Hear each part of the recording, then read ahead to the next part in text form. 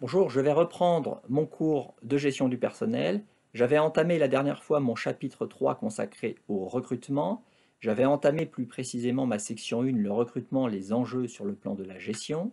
J'avais annoncé les grands choix de gestion et j'avais traité le premier point, le 1.1, recruter ou non. J'en arrive maintenant à mon 1.2, deuxième grand choix sur le plan de la gestion, recruter en interne ou en externe. Alors cela dépend évidemment avant tout de la situation de l'entreprise, mais aussi cela va dépendre d'un certain nombre d'arbitrages qui sont purement logiques, liés par exemple à des objectifs de coût, de temps, de pyramide des âges, de compétences déjà disponibles ou à trouver. Prenons un exemple concret. Si dans l'entreprise on a une pyramide des âges vieillissante et que demain on anticipe un surcroît d'activité, eh bien il va falloir renouveler l'effectif et embaucher. Mais derrière tous ces éléments techniques, que ça soit des critères de coût, de temps, de pyramide des âges ou de compétences, derrière tous ces éléments techniques, il y a aussi des grandes orientations qui sont prises sur le plan de la gestion. Des choix vont ainsi être faits en fonction principalement de la stratégie qui est celle de l'entreprise. La question clé, c'est donc recruter en interne ou recruter en externe ou recruter en interne. Alors, deux possibilités. On peut tout d'abord donner la priorité au marché du travail externe et donc recruter en externe. Et pour cela, on va pouvoir utiliser les informations qui sont recueillies lors de la recherche de candidats sur les marchés du travail. On va pouvoir utiliser ces informations comme moyen de régulation pour la gestion des ressources humaines. Ces informations vont avoir une utilité pour la GRH. En effet, ces informations peuvent servir de base de comparaison pour les rémunérations, par exemple.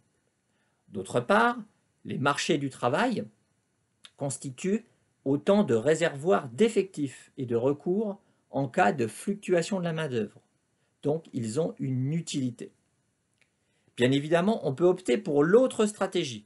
On peut au contraire donner la priorité au marché interne et donc faire le choix d'un recrutement interne. On fait alors le choix d'une gestion plus intégrative des personnels, c'est-à-dire que les salariés sont alors perçus comme un investissement immatériel sur le long terme. Je vous renvoie à la théorie du capital humain de Gary Becker. Derrière ces choix, il y a aussi des philosophies différentes. Il faut essayer de les comprendre. D'un côté, on mise sur les liens faibles et sur la flexibilité. Ceci quand on recourt au marché du travail externe.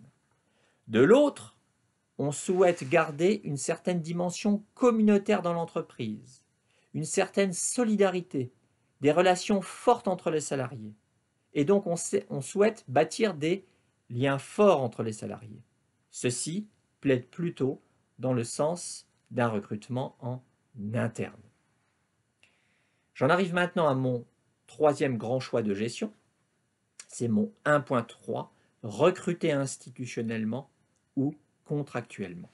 Dans le premier cas, quand on parle de recruter institutionnellement, ça veut dire qu'on va établir des contrats durables avec les salariés. On va les lier institutionnellement au sort de l'entreprise. On va chercher à fidéliser la main-d'œuvre. On va chercher par exemple à construire des plans de carrière. On va chercher à renforcer le sentiment d'appartenance. On va chercher à bâtir une culture d'entreprise. Les rapports de type institutionnel donnent plutôt la priorité évidemment au marché du travail interne. Dans le second cas, on va offrir des possibilités d'emploi en fonction du niveau d'activité de l'entreprise. Les rapports de type contractuel vont plutôt donner la priorité au marché du travail externe. Les modes de régulation et de gestion de la main-d'œuvre sont donc différents dans les deux cas. Bien sûr, on peut aussi opter pour une combinaison de ces deux types de pratiques. J'en ai terminé pour mon grand 1. J'en arriverai dans la prochaine vidéo. Je traiterai mon grand 2, à savoir un facteur clé, l'environnement. Au revoir.